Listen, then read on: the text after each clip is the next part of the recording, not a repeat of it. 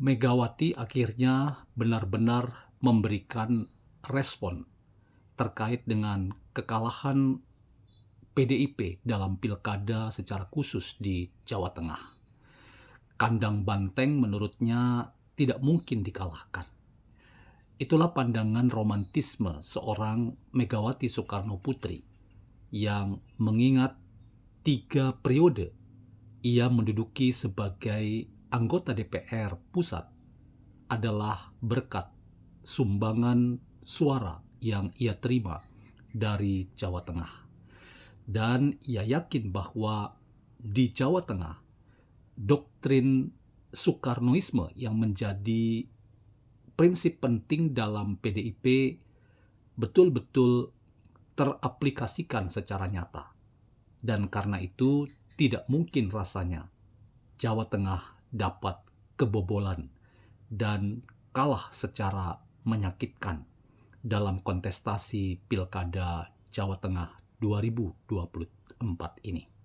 Bagaimana filsafat, khususnya filsafat aliran romantisme, menolong kita untuk memberikan catatan kritis terkait dengan komentar Megawati Soekarno Putri yang tidak terima dan akhirnya menuduh sana-sini bahwa ini adalah penyebab dari cawe-cawenya kelompok-kelompok tertentu yang diarahkan pada Joko Widodo dan bentuk dari pemilihan umum yang berlangsung tidak adil dan tidak jujur. Selamat datang dalam channel Meragukan Filsafat, sebuah channel yang dibangun untuk turut mengedukasi ruang publik Indonesia dengan menawarkan alternatif berpikir dari perspektif pemikiran filsafat untuk membaca fenomena sosial, politik, kebudayaan dalam konteks Indonesia kontemporer, tanpa berpretensi untuk menggiring opini kita untuk mempercayai pandangan-pandangan dalam channel ini. Teman-teman, akhirnya Megawati Soekarno Putri memberikan komentar yang sangat tajam terkait dengan dinamika kontestasi Pilkada Jawa Tengah. Ia belum terima dan belum legowo bahwa hasil quick count atau hitung cepat memposisikan pasangan Andika Perkasa itu berada di urutan kedua dan pasangan Ahmad Lutfi itu berada di urutan pertama.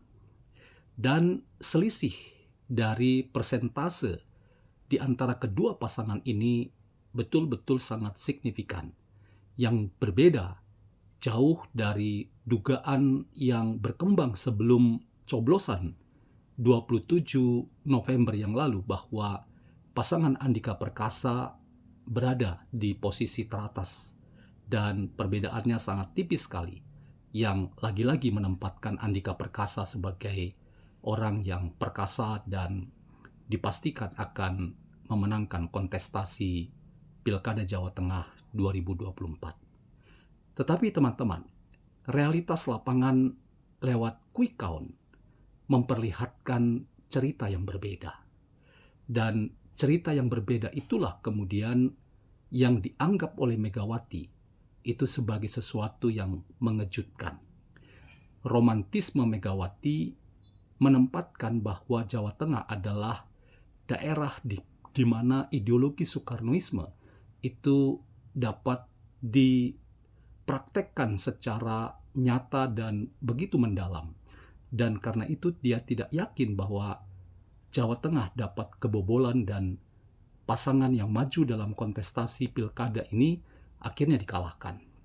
Ia juga yakin dan dalam perspektif romantisme, ia mengingat ketika 3 kali ia menduduki jabatan sebagai anggota DPR RI dari Dapil Jawa Tengah. Semuanya itu memperlihatkan bahwa Jawa Tengah memang adalah daerah basis dari kekuatan Partai Demokrasi Indonesia Perjuangan. Tetapi teman-teman, dalam lanskap atau perspektif pemikiran filsafat Barat, ada satu genre pemikiran filsafat yang disebut dengan aliran pemikiran filsafat romantisme.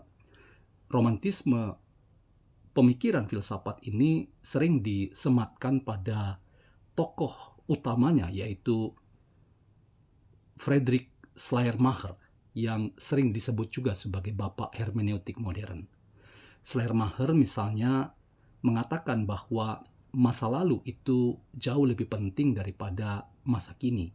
Dan obsesi dari romantisme dalam filsafat ini mengajak siapapun untuk kembali ke masa lalu dengan satu keyakinan bahwa masa lalu itu adalah masa yang terbaik dan lebih baik dan lebih oke daripada masa kini.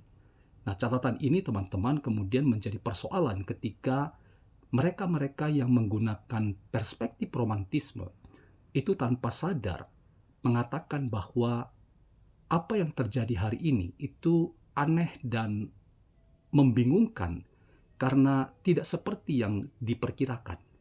Inilah yang saya ingin katakan, seorang Megawati menggunakan perspektif romantisme ketika mengatakan bahwa Jawa Tengah masih seperti dulu.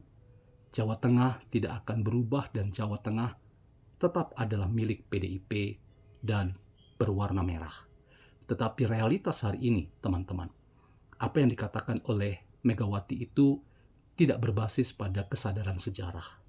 Bahwa sejarah hari ini menempatkan dan mencatat bahwa Ahmad Lutfi yang bukan kader PDIP dan harus kita terima sebagai pemenang yang sudah diperkirakan tidak akan berubah dari hasil quick count yang sudah kita ketahui bersama. Karena itu, pandangan romantisme ini kemudian karena tidak berbasis pada kesadaran sejarah, pada akhirnya kita hanya melihat elit PDIP, khususnya Megawati, akhirnya harus tunjuk sana, tunjuk sini, menyalahkan sana sini, dan lagi-lagi rezim pemerintahan Prabowo Gibran dianggap cawe-cawe dan membuat apa yang disebut dengan bantuan sosial atau bansos yang mendadak dibagikan menjelang coblosan itu dianggap sebagai kambing hitam dari kalahnya Andika Perkasa. Inilah teman-teman yang saya katakan ketidakdewasaan dalam cara berpikir dan cara berpolitik. Tidak legowo dan tidak dewasa ketika tahu calonnya kalah dan tidak segera memberikan reaksi positif.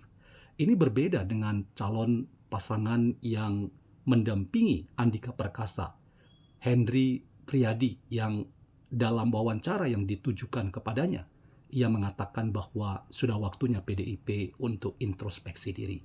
Sebuah pandangan yang jauh lebih apresiatif untuk mengingatkan bahwa jangan-jangan memang ada problem internal yang harus dipikirkan lebih jauh.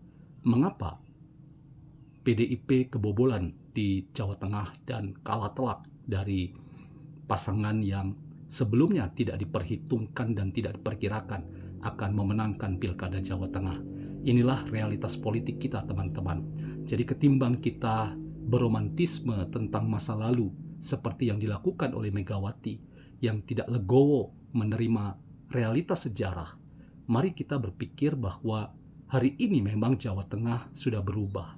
Dan karena itu PDIP pun sudah waktunya berubah untuk introspeksi diri. Itu kata Hendy. Dan apa yang diucapkan oleh Hendy ini memberikan pesan moral yang sangat konstruktif terkait dengan apa yang harus PDIP lakukan ke depan. Menata diri itu pasti, mengevaluasi kinerja mesin partai itu juga penting dilakukan oleh PDIP. Kalau tidak, maka PDIP akan menangisi nasib saja bahwa di banyak tempat kader-kader terbaiknya makin lama makin undur satu persatu, dan kemungkinan yang akan mundur lagi-lagi adalah Bambang Pacul, elit PDIP yang menjadi ketua DPD Partai Demokrasi Indonesia Perjuangan di Jawa Tengah. Dan kalau itu yang terjadi, tentu itu adalah sebuah kecelakaan sejarah yang tidak pernah akan dibayangkan oleh PDIP. Jadi teman-teman, mari kita tidak usah risau dengan pandangan orang tua seperti Megawati yang hanya beromantisme tentang masa lalu yang tidak pernah konstruktif dan akhirnya membuat dirinya selalu mencari kambing hitam dengan menyalahkan pihak lain sebagai yang bermain tidak adil dan tidak jujur, dan tidak pernah legowo menerima kenyataan bahwa PDIP kalah dalam kontestasi pilkada di Jawa Tengah sebagai basis moncong, banteng moncong putih, atau sebagai basis dari warna merah daerah yang menjadi basis kekuatan Partai Demokrasi Indonesia Perjuangan. Kita belajar dari tantangan internal PDIP bahwa romantisme itu tidak pernah akan menyelesaikan masalah. Romantisme justru akan membuat PDIP selalu mencari kambing hitam dari apa yang terjadi, yang sebetulnya itu disebabkan oleh elit Partai Demokrasi Indonesia Perjuangan sendiri.